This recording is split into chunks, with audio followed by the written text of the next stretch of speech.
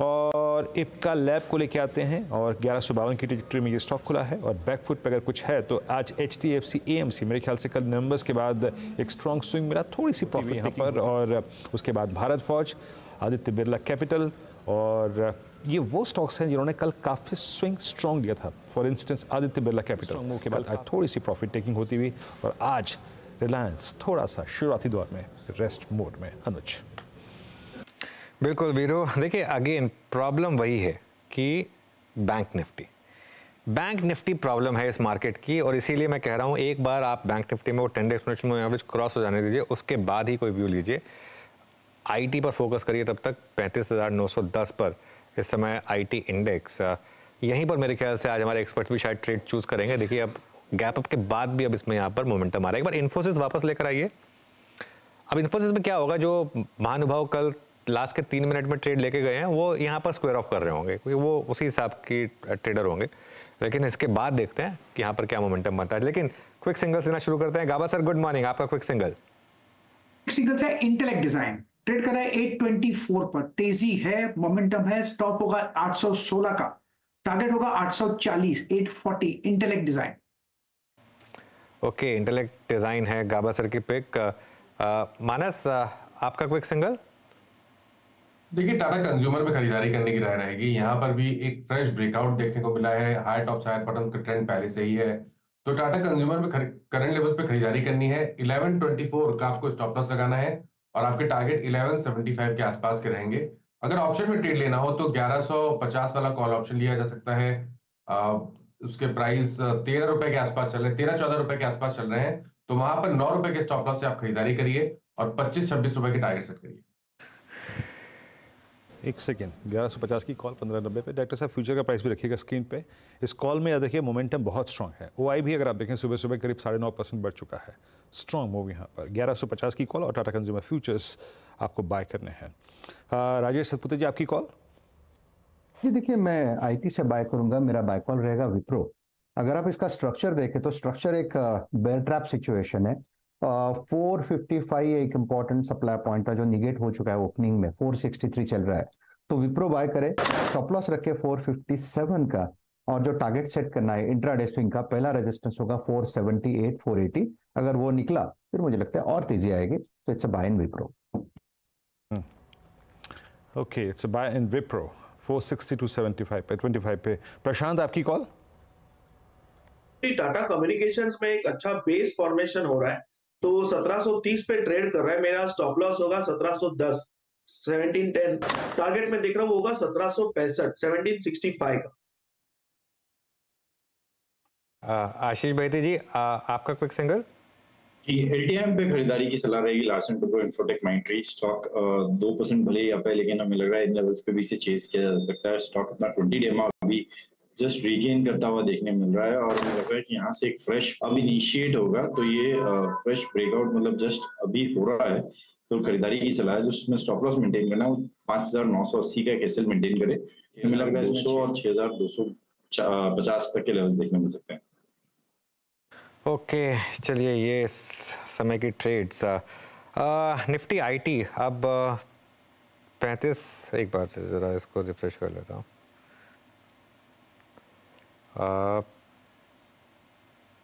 35,903 पर और 36,132 का इसका 52 वीक हाई है, तो उसके काफ़ी करीब यहाँ पर इस समय। और लेकिन बैंक निफ्टी शायद रेड में जाने की तैयारी कर रहा है। बैंक निफ्टी में अभी भी थोड़ी सी अंडर परफॉर्मेंस है। कोफोज लेकर आइए। कोफोज 3.5% ऊपर इस समय। उसके अलावा बिरला सॉफ्ट, टेक महिंद्रा। देखिए आज टॉप 10 गेनर्स सारे के सारे आईटी नेम्स हैं। एक बार पॉलीकैब लेकर आइए। पॉलीकैब में भी करीब 2% की रैली इस समय आपको दिखाई देगी, तो यहाँ पर भी इस समय हल्का सा मोमेंटम। कल हमने ट्रेंड डिस्कस किया था स्पॉटलाइट में। ट्रेंड में करीब 1.5% की रैली इस समय। और उसके अलावा IRCTC लगातार चैनल पर स्पॉट किया गया। IRCTC वहाँ पर भी इस समय आपको थोड़ी सी रैली दिखाई देगी। प्रशांत जी एक बार ओरेकल का चार्ट देखिए। मिड कैप आईटी में ये काफ़ी इंडिविजुअली इंटरेस्टिंग मूवर रहता है। यहाँ पर क्या व्यू बनेगा? अनुज जी काफी अच्छा स्पॉट किया आपने। इनफैक्ट बहुत ही स्ट्रांग ओपनिंग है, और मुझे लग रहा है कि अभी करीबन 4450 पे ट्रेड कर रहा है। जो लो बना है वो है 4380, मेरे हिसाब से इसी लो को स्टॉप लॉस रख के आप लॉन्ग जाना चाहिए, और जो टारगेट होंगे वो मुझे लग रहा है यहाँ से कम 4,550 4,600 ये लेवल्स, एक नया स्विंग आए दिखना चाहिए। मुझे लग रहा है पैटर्न बहुत स्ट्रांग है, बाय किया जा सकता है।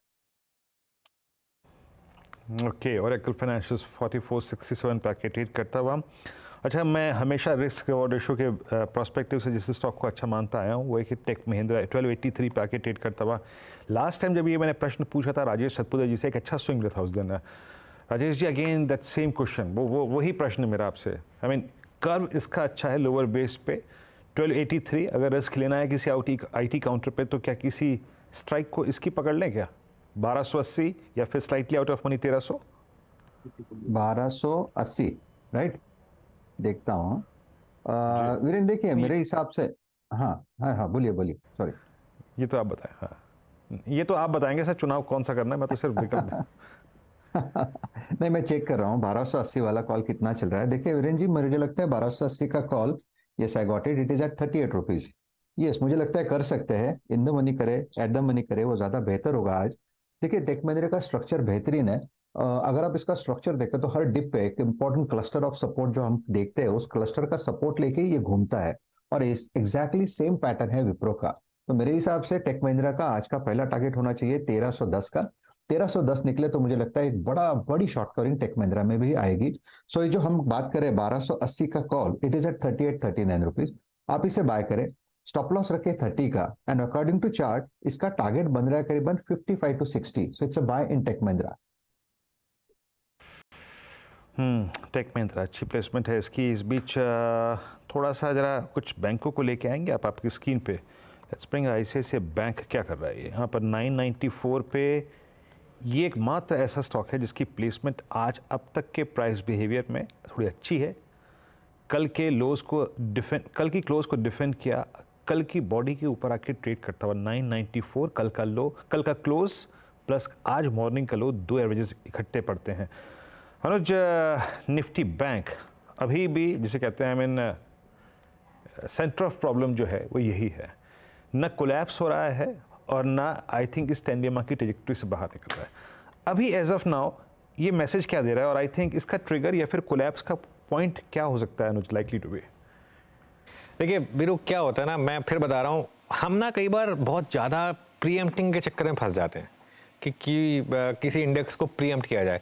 इसको क्रॉस होने दीजिए आप, उसके बाद इसमें एंट्री करिए। अब मैं आपको एक एग्जांपल दे रहा हूँ, इन्फोसिस की आप देखिए 1580 की कॉल, ठीक है ना, इन्फोसिस की 1580 की कॉल वीरू। अब क्या होता है, कई लोग सोचते हैं कि यार नहीं लिया, अब रह गया। 17 रुपये पे बंद हुई थी, 23 रुपये पे खुली, 21 रुपये का उसने लो लगाया और अब वो आ गई 33 रुपये पर, ठीक है ना। मतलब गैप अप के बाद भी आज खुला कहाँ पर इन्फोसिस, 1555 पे, उसके बाद भी उसने आपको पैसा बना के दिया है, ठीक है ना। अगेन, और कई लोग क्या कोशिश करेंगे, अब सोच रहे हैं कि इन्फोसिस के चक्कर में मैं टेक महिंद्रा ले लूँ या एचसीएल टेक ले लूँ या विप्रो ले लूँ।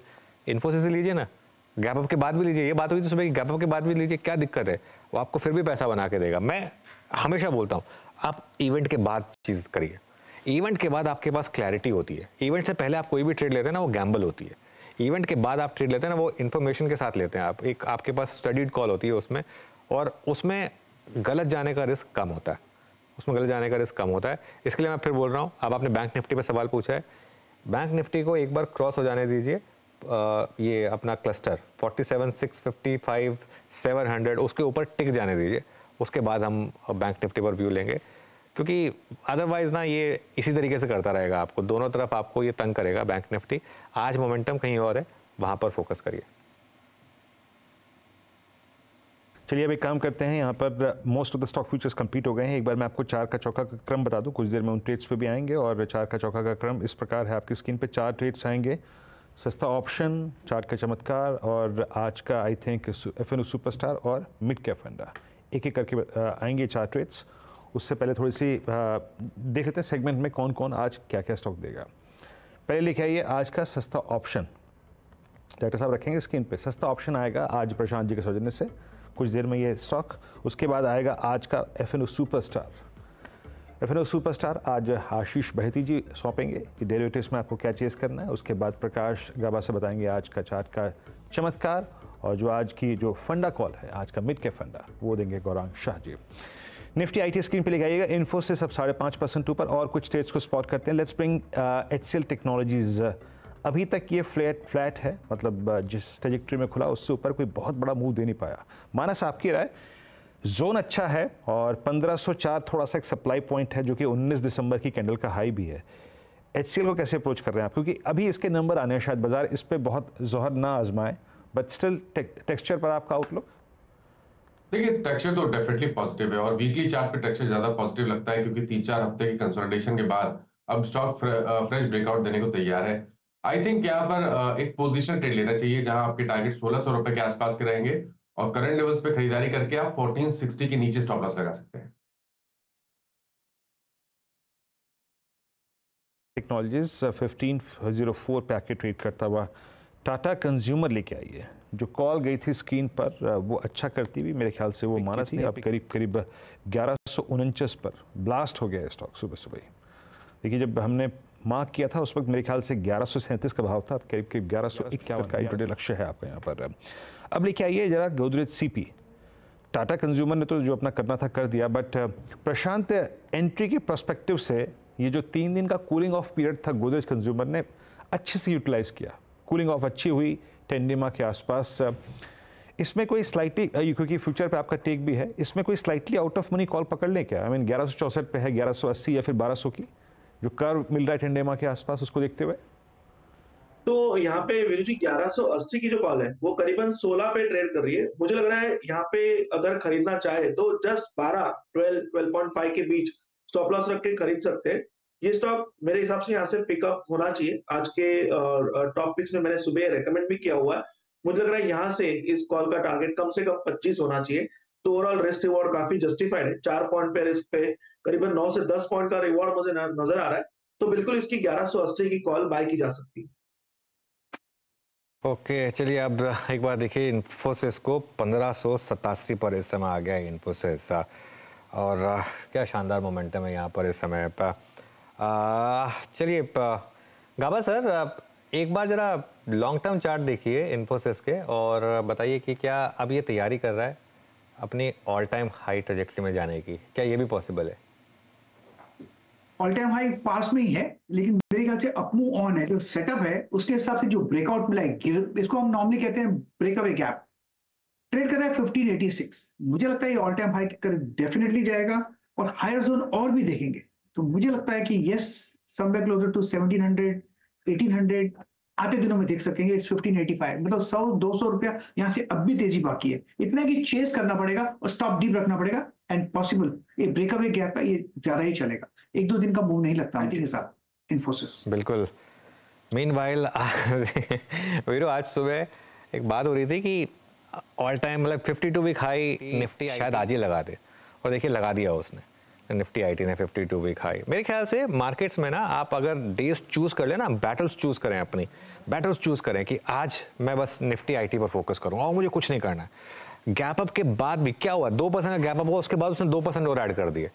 और हम कई बार घबरा जाते हैं गैप अप से कि गैप अप हो गया। अरे रीजन की वजह से गैप अप हुआ है, मैक्रो चेंज हुआ है। मैक्रो चेंज, मैक्रो इवेंट जब भी आए उस पर हमेशा ध्यान रखिए। सबसे ज़्यादा पैसा आपका वहीं पर बनता है। अब आप इन्फोसिस की सारी कॉल्स उठा के देख लीजिए, अगर आपने गैप अप के बाद भी लिया उनमें डबल हो गई हैं कॉल्स, ऑलमोस्ट डबल हो गई। गैप अप के बाद भी कॉल्स में पैसा आपका बना है। ये इस तरीके का आज इन स्टॉक्स में मूव आया अभी। जी हाँ, और स्ट्रॉन्ग मूव यहाँ पर, अच्छा मूव डे हाई की डायरेक्टरी में निफ्टी आईटी, और अब लेवल है निफ्टी आईटी का 36,112, और वो टेक महिंद्रा पे क्या गया था वो भी इस वक्त डी हाई पर, अब ऑलमोस्ट 1296-97 का हाई लगा के आया। मोमेंटम आईटी में ही है, लेकिन एक बार थोड़ा सा आईटी से हट के दीपक नाइट्राइट पे आते हैं। करीब करीब आपकी स्क्रीन पे 2-3% आके ऊपर ट्रेड कर रहा है।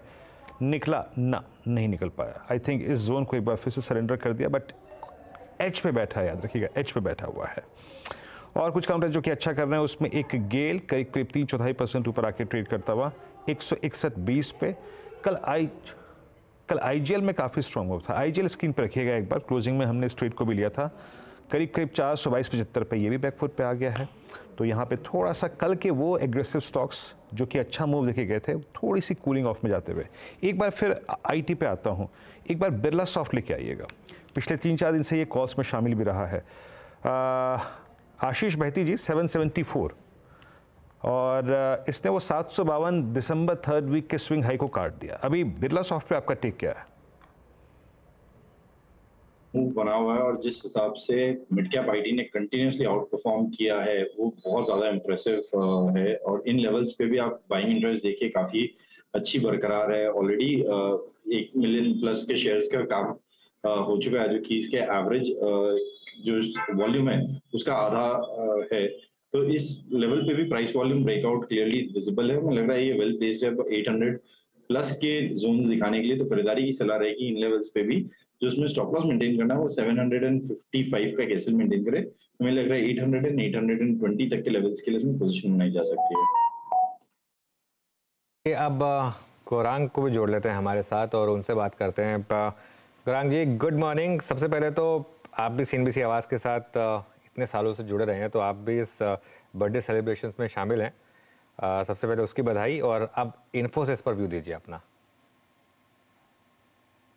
बहुत बहुत धन्यवाद आपका। सबसे पहले तो मेरे ख्याल से कम 15 साल से ऊपर हो गए हमारे चैनल सीएनबीसी आवाज पर निरंतर बहुत ही सम्मान के साथ आप लोग आमंत्रण देते हैं और लोगों के साथ जुड़ने का मौका मिलता है। तो ये आपकी चैनल की बदौलत है कि हम लोग तक पहुंच सकते हैं। और जो वित्तीय क्षेत्र में आपका सभी का योगदान है वो भली भांति परिचित है। जब भी हम बाहर जाते हैं, मीटिंग्स करते हैं, इन्वेस्टर अवेयरनेस प्रोग्राम्स करते हैं, अनुज, लोग आकर के हमें बोलते हैं कि भाई आपको हमने सीएनबीसी आवाज पे देखा या फिर आपकी सहयोगी चैनल सीएनबीसी बाजार टीवी 18 पे।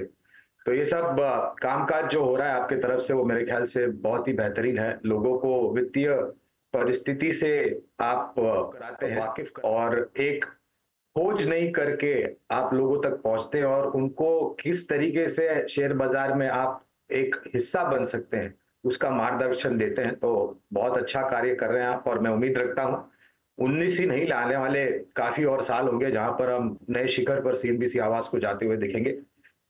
इन्फोसिस पर जो आपकी टिप्पणी थी या प्रश्न पूछा गया है, तो अनुज एक बात कहना चाहूंगा कि पिछले साल से लेकर के इस साल जब कभी भी परिस्थिति खराब हुई है तो हमारा विश्वास काफी मजबूत रहा था और वो बुनियाद कल के बाद जो नतीजे हमने देखे टीसीएस इन्फोसिस के और भी मजबूत हो गई है। और निरंतर निवेश करने की राय हमने पहले भी हमारे चैनल सीएनबीसी आवाज पर दी थी और ये नतीजे देखने के बाद हमें ऐसा लग रहा है कि ये जो नया वित्तीय साल होगा 1 अप्रैल 2024 से, वो एक बहुत बड़ा परिवर्तन लेके आएगा। और मैं उम्मीद रखता हूं कि ये परिवर्तन अब निरंतर ऊपर की तरफ जाता रहेगा। तो सभी कमूमन आईटी कंपनियों पर कवरेज है हमारी और खरीदारी की राय है। और एक चीज और कहना चाहूंगा अनुज 30 सेकंड में, हमें लग रहा है कि दिग्गज के मुकाबले जिस प्रकार से मिड कैप आईटीओ ने योगदान दिया है, न तो सिर्फ निवेश की गई पूंजी पर जो ऊपर की तरफ के दायरे देखे, लेकिन नतीजों को देख के तुलना करते हैं तो मिड कैप आईटी ने दिग्गज आईटी से बेहतर परिणाम दिखे है।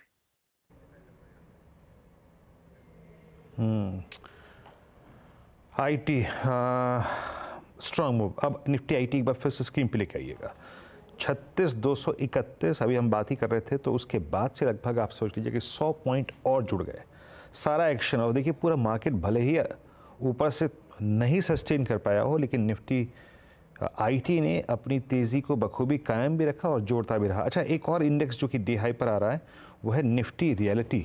ओहो, आज भी मूव और अपनी जो प्रेजेंस है वो यहाँ पर ये दर्ज कराता हुआ 873 पर डी हाई पर 1% की मजबूती यहाँ पर है। जरा ओके, इंट्राडे ब्रेकआउट भी है इसमें। डीएलएफ रखिए, गोदरेज प्रॉपर्टीज़ रखिए और इस वक्त लोधा कैश के काउंटर्स में बहुत अच्छा मूव देता हुआ। आशीष बहती जी, डीएलएफ पर आपका टेक 840 की कॉल में फिर मोमेंटम बनता हुआ स्लाइटली आउट ऑफ मनी पर। जी वीरेन जी, इनफैक्ट डीएलएफ और ओबरॉय दोनों हमारे कंटिन्यूसली रडार पे सुबह से ही आ रहे हैं। जिस हिसाब से स्ट्रक्चर बना हुआ डीएलएफ का वो काफी इंप्रेसिव है। खरीदारी की सलाह रहेगी इन लेवल्स पे। जो स्टॉप लॉस में मेंटेन कर रहा है वो 790 का एक एसएल मेंटेन कर रहा है। मुझे लग रहा है इसमें 830 तक का जोन देखने मिल सकता है। सिमिलरली ओवरऑल रियलिटी बहुत ज्यादा स्ट्रेंथ दिखा रहा है और जिस हिसाब से ओपन इंटरेस्ट उसमें बिल्टअप है वो काफी इंप्रेसिव है। तो 1600 टारगेट के लिए इसमें भी खरीदारी की जा सकती है। जो स्टॉप लॉस इसमें मेंटेन करना है ओवरऑल में वो 1540 का कैसे मेंटेन करे। इसमें वाकई मतलब समझ लीजिएगा कि मेरे स्क्रीन पर ऐसे बिल्डअप हो रहा है कॉल्स में कि पूछिए मत, डे हाई की डायरेक्टरी में। अनुज, एक स्टॉक जो कि डिस्कशन का सबसे बड़ा पॉइंट रहा है पिछले कुछ सेशंस में, दैट्स पॉलीकैब। हम कल बात यही कर रहे थे कि ये जो दिक्कत है या फिर जो प्रॉब्लम का स्कोप है वो कहाँ तक है, वो बीते 5-6 साल तक है या फिर कुछ दायरे तक सीमित है, और उसी के बीच में हमें एक व्यू भी बनाना पड़ेगा कि एक स्टॉक जो कि आज से लगभग 4 रोज़ पहले 56 रुपये था, आप एक अच्छी आई थिंक पेडिग्री के स्टॉक को 4,000 रुपये का लेना चाहेंगे। कोई व्यू बन रहा है अभी यहाँ पर? अगेन वीरू, इसमें ना मामला सारा वही है कि क्या अभी भी अच्छी पेडिग्री का स्टॉक है। देखिए क्या होता है ना वीरू, हम कोई कॉल लेते हैं, ठीक है, हमने फॉर एग्जांपल पॉलीकैब डिस्कस किया था 2500 रुपये से डिस्कस किया था लगातार, 2500 पर, 3000 पर, 3500 पर, हर लेवल पर डिस्कस किया था। हर लेवल पर ये बात हुई थी कि ये आगे जाके एक बड़ा स्टॉक बनेगा, इंडेक्स का स्टॉक बनेगा। 5000 उसने क्रॉस किया, 5100, 5200। उसके बाद हमने एक व्यू लिया कि अब तेज़ी बहुत ज़्यादा हो रही है इसमें नियर टर्म में, अब थोड़ा संभल जाएँ, अब इसमें आगे बड़ी करेक्शन। अगेन मैं फिर कहूँगा, अगर ये कॉर्पोरेट गवर्नेंस का इशू वाकई में उतना बड़ा है जितना कि कल स्ट्रीट ने रिएक्ट किया, तब तो दूर रहे, ठीक है। लेकिन अगर क्या ये एक वन ऑफ था, और देखिए क्या होता है, कई कंपनियों से गलतियाँ होती हैं, कई कंपनियाँ उन गलतियों से सीखती हैं और उसके बाद आगे बढ़ती हैं। और कैश में ट्रांजैक्शंस इंडिया में अनफॉर्चुनेटली आज भी कई कंपनियों में होती हैं। अब मैं ये नहीं कह रहा कि यहाँ पर हुई थी, लेकिन मामला यही है सारा कि क्या ये एक सिर्फ वन ऑफ था और यहाँ से आगे सब मामला ठीक हो जाएगा। अगर ऐसा है, स्टॉक एकदम से अपने पुराने हाई पे नहीं जाएगा, ये बात तो आप मान लीजिए। अब मतलब इसको हाई पे जाने में तो टाइम लगेगा। अब इसमें इशू बस यही आएगा कि क्या इसकी डी रेटिंग होगी वैल्यूएशंस की, क्या बड़े इन्वेस्टर्स यहाँ माल छोड़ेंगे या फिर लोअर लेवल पे बाय करेंगे। उसमें मेरे ख्याल से अगले 3 से 6 महीने मेरे ख्याल से पिक्चर क्लियर होगी। वो पिक्चर क्लियर होने के बाद लें, जल्दबाजी ना करें इसमें कोई भी। ये मेरा एक लिमिटेड व्यू होगा इस पर वीरू, क्योंकि कल के बाद थोड़ा सा तो मामला ख़राब हुआ है। कल जिस तरीके से गिरा है, थोड़ा मामला तो विदाउट अ डाउट ख़राब हुआ है। गौरांग, आप लोगों के मतलब क्लाइंट्स को अगर आप लोगों ने पॉलीकैब दिला रखा था तो अभी एग्जैक्टली क्या आप लोगों ने अप्रोच सजेस्ट की है, और ये मतलब मामला अगर असली में होता है, सही में अगर कॉर्पोरेट गवर्नेंस के इश्यूज खड़े होते हैं, तो पॉलीकैब को आप लोग कैसे डील करेंगे फिर? थोड़ा समय दीजिएगा क्योंकि विस्तार रूप से जवाब देना चाहूंगा वीरेंद्र। इसका अप्रैल 2019 में इसका आईपीओ था 530-540 के स्तर पर, उसके बाद 5000 के ऊपर के स्तर देखे। पिछले साल नवंबर के अंत में और दिसंबर के पहले हफ्ते में पॉलीकैब के ऊपर जो हमारी खरीदारी की राय थी, उसको हमने बदलकर मुनाफा वसूली या फिर बेचने की राय दी था करीबन 4800-4900 के आसपास। उस समय पर जब बीच वाली की राय दी थी तो नीचे के तरफ के लक्ष्य हमने रखे थे करीबन 4440 के आसपास। ये जो खबरें पिछले 2-3 दिनों से आ रही, उससे हमने देखा करीबन 3900 के नीचे भी गया था कुछ क्षण भर के लिए, और अब करीबन 4000 के आसपास का मौजूदा स्तर।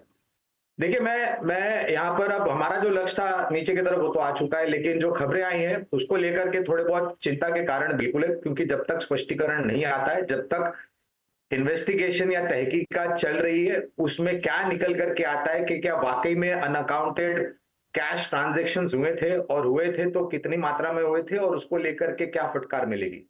फटकार मिलती है तो क्या पॉलीकैब के पास वो मौका होगा कि वो एपेलेट ट्रिब्यूनल में जाकर के अपील करे वगैरह वगैरह वगैरह, और ऐसा होता है वीरेंद्र तो ये मामला कुछ हद तक लंबा खींच सकता है। उस परिस्थिति में किसी प्रकार की जल्दबाजी करके यहाँ कोई कदम उठाने की राय हम फिलहाल नहीं देंगे, क्योंकि अभी तक स्पष्टीकरण आया नहीं। बता दें कि मनी कंट्रोल पर दिए गए विचार एक्सपर्ट्स के अपने निजी विचार होते हैं। वेबसाइट या मैनेजमेंट इसके लिए उत्तरदायी नहीं है। यूजर्स को मनी कंट्रोल की सलाह है कि कोई भी निवेश निर्णय लेने से पहले सर्टिफाइड एक्सपर्ट की सलाह लें।